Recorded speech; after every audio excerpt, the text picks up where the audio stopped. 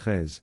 Le centre de la force, le percevoir et le penser apportent dans leur immédiateté le pouvoir d'identité du jeu avec le monde. Ce pouvoir, constamment utilisé et toutefois méconnu, peut être connu par le disciple comme élément primordial de vie, qui est la vie de la lumière, dans la pensée pure, dans la perception pure.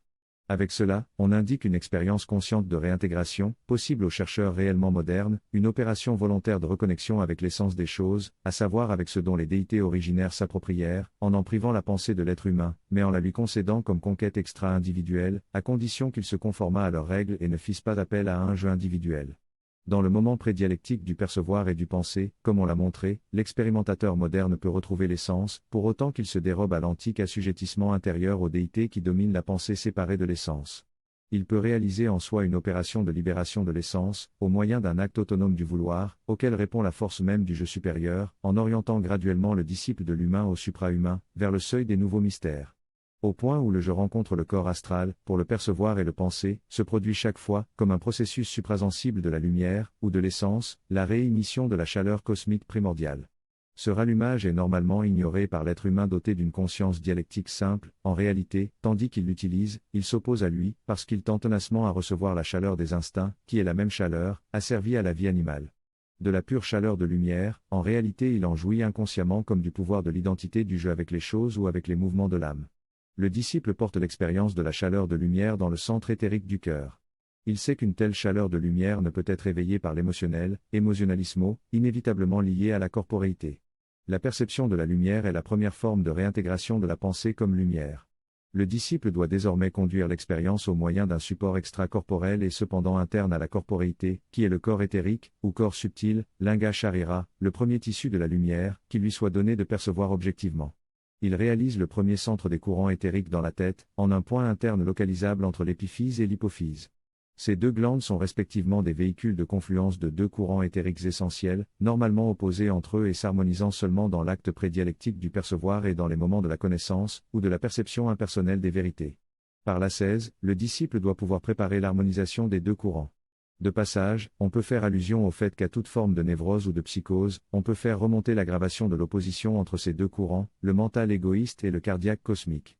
N'importe quelle tentative de réveil d'un tel centre, avant l'harmonisation des deux courants éthériques, peut produire une série de détraquements psychiques et compromettre le travail intérieur de l'avenir.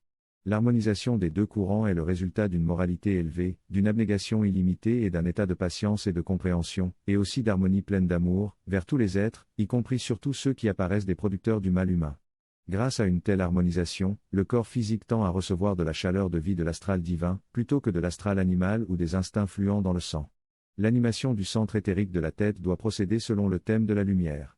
La lumière est à présent la pensée qui cesse d'être lumière réfléchie. Le centre des courants éthériques, pour le disciple moderne, doit partir de la tête, il doit in primis se réveiller au siège où il réalise la conscience de veille, laquelle lui permet le processus initial de libération de la pensée au moyen de la concentration. Le sens ultime de la concentration c'est, pour l'expérimentateur, de retrouver le courant suprasensible de la vie dont naît la pensée. S'il avait la possibilité de mouvoir le corps éthérique, ou corps subtil, ou vital, sans la possession de l'élément originaire de la pensée, continuellement opérant au moyen des centres supérieurs de la conscience, à savoir sans indépendance vis-à-vis des impulsions de la psyché, il détruirait le corps subtil. Pour le moment, il détruit la partie de celui-ci au moyen de laquelle il pense. Au moyen de la pensée dialectique, l'homme détériore continuellement le corps éthérique qui lui permet de penser. Les expériences intérieures irrégulières, psychiques ou de type médiumnique, ne peuvent éviter la transmission au corps éthérique des impulsions que le corps astral produit à cause de son assujettissement à la nature psychophysiologique. L'ascète ne peut pas arriver à une réelle expérience du corps de vie, tant qu'il pâtit de l'assujettissement, qui est du reste la condition humaine normale, condition de l'erreur, du mal et de la douleur, dont l'être humain tend péniblement de se libérer. Illusoirement, tant qu'il ne possède pas la pensée comme clé de la vie, qui est vie éthérique, par la privation de laquelle, non seulement il ressent les tensions de la convoitise, mais il ne discerne pas dans l'assujettissement la source de la convoitise et dans celle-ci la convoitise même de l'assujettissement. Lorsque, grâce à la concentration contemplative, la pensée cesse d'être dialectique et possède le flux de la lumière propre, on peut faire converger ce flux vers le centre dont on a fait allusion, situé entre épiphyse et hypophyse. L'opération exige le silence absolu, non seulement intérieur, mais aussi extérieur. Alors que l'exercice normal de la concentration peut être exécuté même dans une atmosphère bruyante et en dépit de conditions non propices, au contraire car il peut faire appel au travers de celle-ci à des efforts intérieurs plus intenses, la concentration au point éthérique situé entre la glande pinéale et celle pituitaire, exige l'indépendance absolue de l'ambiance extérieure, un bruit, une interruption, pourrait être fatale. Le disciple, avant de débuter l'opération, doit s'assurer que l'ambiance réponde exactement aux exigences rituelles requises.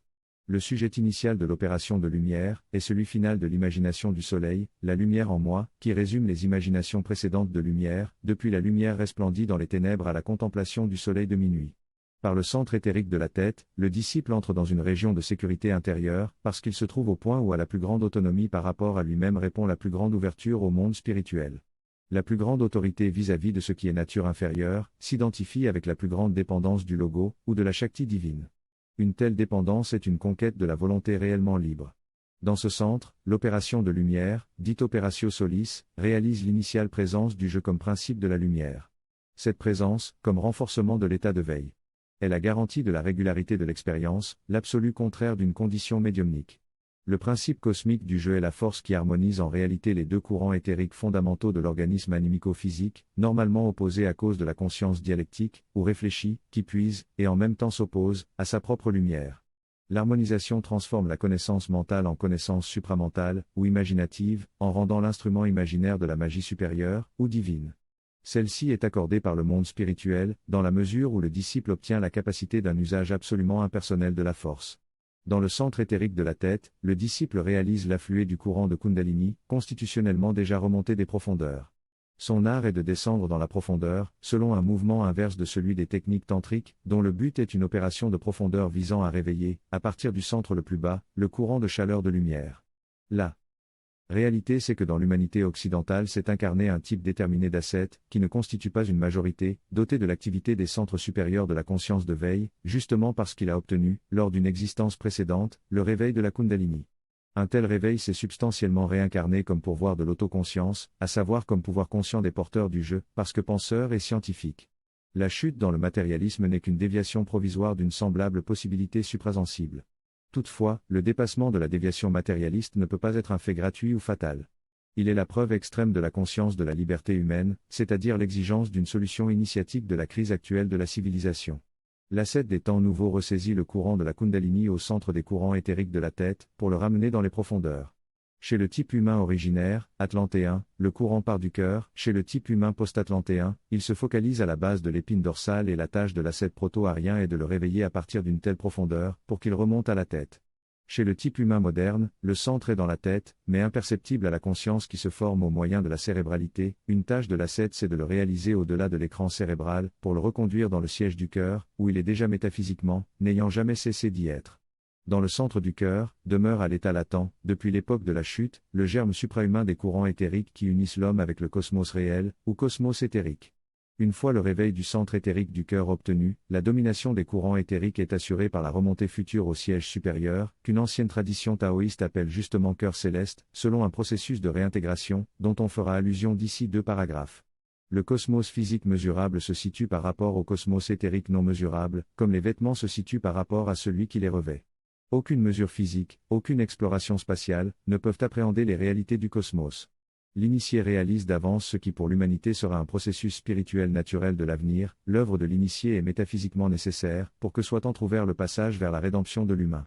Au cas où un tel passage ne fût pas entrouvert, au cas où manqua l'accès libre et sacrificiel de l'initié, l'humanité comme collectivité, pour ne pas risquer de perdre l'état humain, à savoir la possibilité de reconquête de l'état originaire précédant la chute, devrait traverser des catastrophes et crises collectives, dont l'issue pourrait être toutefois négative, dépendant de toute manière du contenu effectif de l'action des médiateurs humains du spirituel. La possibilité de restitution de l'état précédant la chute est reliée au fait que l'initié ne détourne pas mais effectue le réveil du centre des courants éthériques dans la tête, au moyen des forces de la conscience de veille développées grâce à la chute et à l'attachement consécutif de l'âme aux structures cérébrales. C'est pourquoi l'œuvre initiatique du disciple est une œuvre de fraternité, qui se fraye un chemin en dépassant de manière sacrificielle, mais pour cela invinciblement, les dissensions humaines. Quand il s'est rendu maître dans la tête, avec le sentiment correspondant à l'image la lumière en moi, le centre éthérique est temporairement transféré dans la larynx au moyen de l'image la lumière devient vie en moi et du larynx au cœur, au moyen de l'image la vie de la lumière devient amour en moi. La lumière du centre éthérique de la tête devient pouvoir de vie dans le centre du larynx, la vie de la lumière devient chaleur d'amour dans le centre du cœur. À partir de ce moment, le disciple cesse de recevoir de la chaleur des instincts. Pour ce qui est du mouvement des instincts, son sang devient froid, il peut uniquement recevoir de la chaleur de l'activité suprasensible. Les symboles de cette phase, dans la tradition, sont le serpent et le poisson, animaux à sang froid. Un degré de l'initiation chaldéenne est dit le serpent. Ainsi, précisément pour certains ésotéristes modernes, l'obtention de l'indépendance du sexe est appelée la froide vertu magique, qui n'exclut pas le sexe, même en exige le processus, dans la mesure où ils deviennent véhicules de profondeur des forces suprasensibles qu'il a servi normalement à lui, le sens ultime du réveil de la Kundalini.